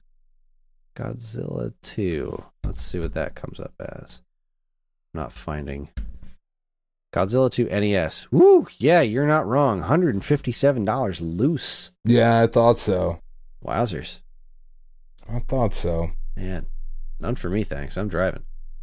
Some full. Over on the Sega Genesis. Let's see how the Genesis did this month. California games. Okay. Double Dragon 3, the arcade game. I know the actual arcade game is awful, so I don't know how the Genesis port went. Exile, Galaxy Force 2, Paperboy, Rolling Thunder 2, and Task Force Harrier EX. Yeah, I feel like Exile's kind of a big deal, but I've never played it. Is that one of those renovation games? I don't know. Exile for Genesis is $101 complete. So it's somewhat expensive, and it's I can't get a close-up look. Yeah, this is one of the renovation games. Renovation Products is one of those studios that people seem to really like their games. I actually have this one. I got it in a collection, but I haven't tried it. Everything else is just fine. Just fine. Super NES had way fewer games. Only had 3 releases this month. But this was, I mean, there was Super Smash TV, which, okay, great. Yeah. Nolan Ryan's baseball. Okay. You just get to beat the shit out of people. It's a brawler. Yeah. It's the prequel to Ninja Baseball Batman. The greatest game ever made. Nintendo's big focus this month was the Super Scope 6, though. It's so cool. I love the Super Scope. I loved the Super Scope 6. I love the peripheral itself. I love Battle Clash. But it launched with the 6 game in 1 pack, which really calling it 6 games is very generous. It's 6 mini games, but they're pretty fun. The Super Scope accessory was like, remember the Zapper? We're gonna make it a bazooka now. It's so weird, but and yeah, it was great. Sega followed theirs up, I think, next month or a few months down the road with the Menacer, which was just fucking stupid. But I loved the Super Scope. I loved pretty much every game I played for it, and the Super Scope was really 6 game was fun. I liked Mole Patrol. Blastress was pretty fun too. Mm-hmm. So, solid stuff. Not a huge I'm month, into it. but I think I like the Super Scope 6 more than anything that released on the Genesis this month. Yeah, for real. I have a question mark next to this one. TurboGrafx 16, the only release I found was Falcon. Okay. I don't know anything about this game. I don't think I know that one. It is either. a flight simulator. I'm gonna guess it's a shooter. Looks very Top Gun for NES. All right. Yeah, like this is a flight simulator. This is not Afterburner. Okay. Certainly looks boring. Does not look like my cup of tea. Over on Neo Geo, I have one release of Football Frenzy. Okay. Now, let's see what kind of football this is.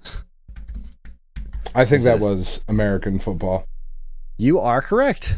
Yeah, I thought Football so. Frenzy is, I don't know, man.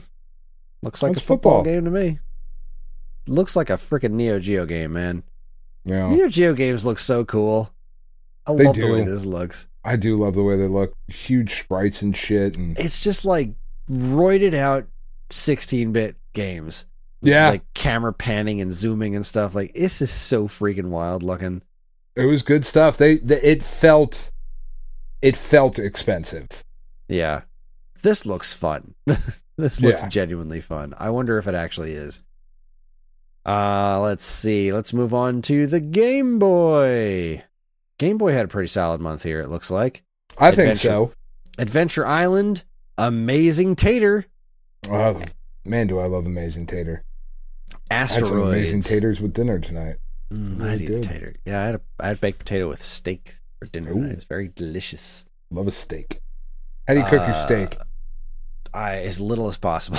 There you go. That is the correct answer. All right. As my Not grandmother used whenever we would go to restaurants and she would order beef and they'd be like, "How would you like it cooked?" She always said, "With a little love and care, it'll get up and walk off the plate." Like that. That is the way to cook it. Yes, indeed. Almost not at all. Let's see. There was a port of Asteroids. We had Blaster Master Boy, which was a reskinned game. Boggle Plus, Days of Thunder, Fastest Lap, Jordan vs. Bird 1-on-1, Mega Man 2, There it is. Soccer Mania, Star Trek 25th Anniversary, and Tiny Toon Adventures, Bab's Big Break. So, as much as I want to say Blaster Master Boy was a big deal, definitely wasn't. It was just No, a it definitely reskin. wasn't. Reskin of Robo Warrior. I think Robo Warrior. Am I crazy? I don't know. I'm tired and it's late. Yeah. But yeah, Blaster Master Boy. I think it's a really neat game. I thought it was a very smart reskin to turn this into a Blaster Master game. Yeah. If you had to. Like, it worked. It didn't have any of the 2D car segments, but it was like they expand. If you didn't know any better, it's like they expanded on the top view segments of Blaster Master to make a portable game. So that's neat. It's not the worst thing in the world. Mega Man 2 is really cool, except it's got a soundtrack of that game. Man, If you've those ever played Mega Man 2 for Game Boy, the soundtrack is just such a fucking mess. yeah, It's those games are really interesting though. They're super interesting. And like the actual compositions in the soundtrack are really cool. But the best guess that I have is that whoever programmed it didn't know what they were doing, and every song is just programmed an entire octave up. Because you got these pretty cool compositions, but That's pretty accurate. Screeching out of your Game Boy. Like, Yeah. it is painful to play this game with the volume on. However, I found some dude on YouTube literally just took everything and brought it down an octave, and the songs sound pretty great. And Ollie's even done a couple of covers of the games from songs from this game because they're good compositions. They just sound awful coming out of the Game Boy. And I feel like the Tiny Toon Adventures game must have been a big deal too, because Tiny Toons were huge back then. I don't know this one though. I'm sure it was fine. I want to see what this actually plays like. I wonder if it plays like the NES game. Because that Tiny Toon Adventures NES game is great. I played the heck out of that game. I love that game. Yeah, this looks like it plays pretty much. This looks like the equivalent of the your DuckTales Game Boy game. So it's got probably a sprite that's a little bigger than it should be. Right. It moves incredibly slowly, but it does seem to be the same basic platforming premise of your like your NES version of this game. You can switch between Plucky, and it's not actually the same thing. It looks like the three you can choose between in this one are Bookworm, Sweetie, Little Beeper. Does it change from stage to stage? Because I just saw somebody playing as Plucky. Buster, Plucky, Hampton. Interesting. Man, I miss Tiny Toons. I do too. It was a really good show. It was a good show. All right, we're almost done here. The only other thing we've got from 1992 is a single release for the Game Gear, which is Chase HQ, which I think is an old arcade game. Mm-hmm. So, hoo boy. Even at its best, the Lynx probably had one, maybe two releases this month. The Game Gear's hitting us with one, and the Game Boy's got 1, 2, 3, 4, 5, 6, 7, 8, 9. Like, God, it wasn't even a contest, which is insane. Game Boy just absolutely spanked the competition. Always. Still did. Yeah. Throughout the entirety of portable gaming, nothing even came close until mobile phones. Yeah. Game Gear was a fairly successful system too. Just, man, compared to that old black and white Game Boy, just couldn't compete, which is nuts. Yeah, really, really is. All right, let's finish things up by traveling 40 years into the past. The biggest thing to release this month, without question, was Miss Pac-Man hitting arcades. Fuck, do I love that game. That game is wonderful. It's perfect. It's a perfect game. It's better than Pac-Man in every way. In every conceivable way. 100% agreed.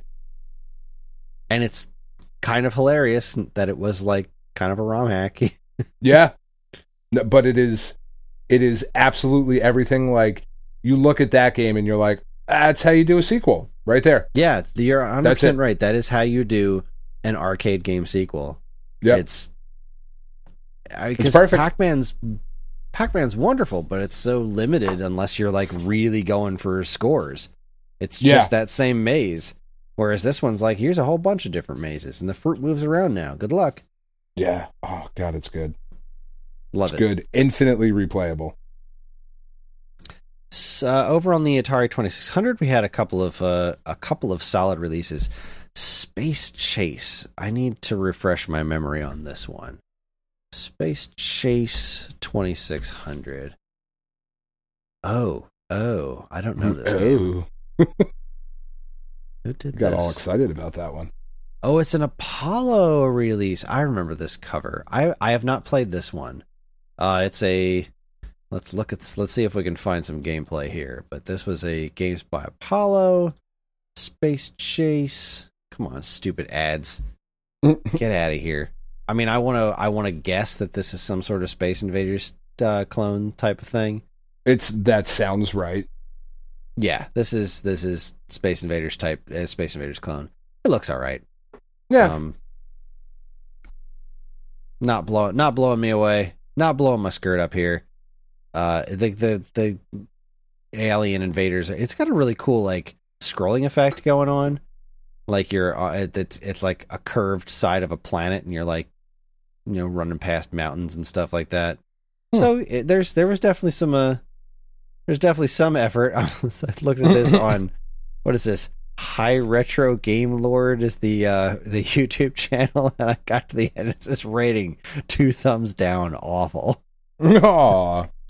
It doesn't look great. I like this scrolling planet effect, but that's about the best I could say about this. This is extremely simplistic. Yeah. Yeah, I don't know, man. Not great. However, the other Atari 2600 release is one of my favorites. It's Haunted House. Yeah, that game's cool. Yeah, this is a first-party 2600 release. I think this game is great. You're this pair of eyeballs walking around a haunted house. The sound in this game is just etched into my brain because you move around, you hear all these like footprints and stuff, and as you get close to the monsters, there's like a spider and a ghost. Is there a third one? There's a spider, there's a ghost, and I can't remember. Isn't there a bat as well? That's the other one. Yeah, it looks like a boomerang. Yeah, spider the ghost. Yeah, it's not a great looking bat. No, I mean considering the time, but either way, as you get close to them, like this like lightning thundery kind of sound comes up around you and stuff, and if you get hit, your eyeballs spin around a whole bunch and you go, it's great. You have like a limited number of matches where you can see around, and you got to like travel up and down on these different floors to find the 3 pieces of an urn and then get it out the front door without getting caught by the monsters. It's a pretty simple premise, but it's a really fun game. I love this game so much. Yeah, no, it's good stuff, man. It is great good box stuff. art too. This is still in the color box era for 2600 releases from Atari, and this is such a great game. Then we have in television. These are both question mark releases, so it's possible they came out this month, but also possible they didn't. And Carnival was an arcade port for in television, as well as, what was the other one? I just lost that screen. Tropical Trouble. I've never really played Carnival in any of its iterations, and I know nothing of Tropical Trouble. What kind of game is Tropical Trouble? Let's see. Yeah, I do not know that. For the Mattel Intellivision. Ooh. Not the Intellivision Amico. Let's see here. Oh, this is that same channel that gave that other game 2 thumbs down. Oh, well, this is cute. It's got a... So you're like a dude, and you're running along the beach, and there's a bunch of, like, clams, I think. There's snakes chasing you. Wow, there's a lot going on here. There's, like, coconuts rolling at you. There's clams everywhere. So it's kind of like a weird little endless runner kind of game. That's kind of cool. Yeah, that's kind of neat. It looks like it's got a decent amount of variety. So now you're running around in the jungle, and there's, gorillas throwing either coconuts or giant turds at you, one or the other. I mean, either way. Then you're running by a volcano, and there's fire everywhere. Let's see what he rated it. Let's get to the end here. You didn't give this one a rating. Boo. Boo. This is a pretty neat looking game, though. What about Carnival? What kind of game is Carnival? I mean, you can probably guess. It looks like a Space Invaders clone. That's not what I was going to guess. We're being 100% honest. Wasn't it? So, yeah, it looks like you're trying to shoot letters. And sure. ducks and stuff. And different things are worth different amounts of points. Yeah, I don't get it. What does the arcade version look like? Carnival Arcade. What is the arcade version? Wow, that's a pretty solid looking port. The television game really looks very similar to the arcade version. Yeah, I mean, for as much as we bag on Tommy, and he does deserve all of it, like, Intellivision was a decent little system back in the day. Oh, for sure. Like, I get it. I get where he's coming from, If I had an Intellivision when I was a kid, I probably would love it. But I had an Atari, and it's not that big of a difference. It's really not. I mean, to be perfectly honest, this Carnival game in the arcade is pretty simplistic looking, but the colors and everything seem pretty spot on for the Intellivision release. But yeah, it just looks like a pretty simple target shooting game. So, okay. I mean, that's it. We did it. Love a good target shooting game, but still. Who doesn't? Well, that's it. I'm done. You done? I'm done. I'm out of here. Love you. Okay, bye. Well, that was a hoot. There's your 10, 20, 30, 40. Not a lot of great stuff to talk about. A couple of classics here and there, but just a lot of stuff. There's a lot of stuff, a lot of filler. Yeah. Vita launch was pretty great. Haunted House for 2600, and I got my weird Blaster Master spinoff for Game Boy. Yeah, man. And Vita, man. That system's a tragedy. So much potential. That system is a genuine tragedy. It's weird because I remember at the time, one of the things that people complained so much about it was that it was like people don't really want console games on the go. It's why we play the 3DS. Yeah. But now the Switch is the most popular thing in the world. So what the fuck does anyone know? No, nothing. Nothing. We're just a bunch of fickle shits. That we are. You know, like at the end of the day, whatever. Speaking of the end of the day, that's our show. Oh, that was set it up and you knocked it down, Chris.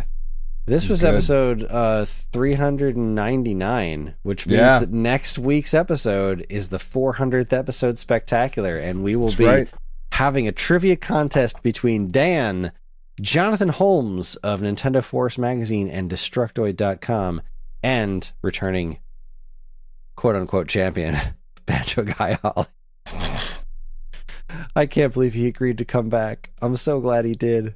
I know, and like, do we have to alter when we record for him? Because isn't this like a crazy time difference? When are we recording? Did we talk about this and I missed it? At the beginning of the show. We're recording Saturday at 4 p.m. Oh, yeah. Fuck. Yeah. God damn it, I'm tired. Yeah, me too. This Saturday. So, yes, this coming Saturday. We'll be recording for the following Friday. Okay.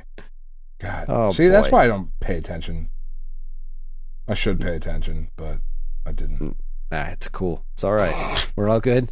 We're dripping in fresh, slow corned roast beef. Roasted corned beef. That's it. It's all good. Oh, my God.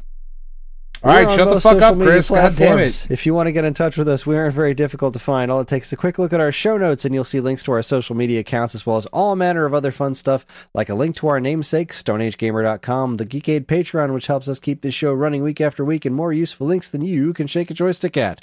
This show's theme song, Squared Roots, was written by Banjo Guy Ollie. You can learn all about his wonderful music and more by following the link to his YouTube channel, also in the show notes. And finally, as always, we'd like to thank our intrepid editor, Evan, for making this show listenable for all you folks. We'd like to thank all you folks for listening in the first place. That's it, everybody. Thanks for sticking with us for 399 goddamn episodes. We very much appreciate every last one of you. We do. We'll see you in a week for our 400th episode spectacular. On behalf of Dan and myself, keep playing games.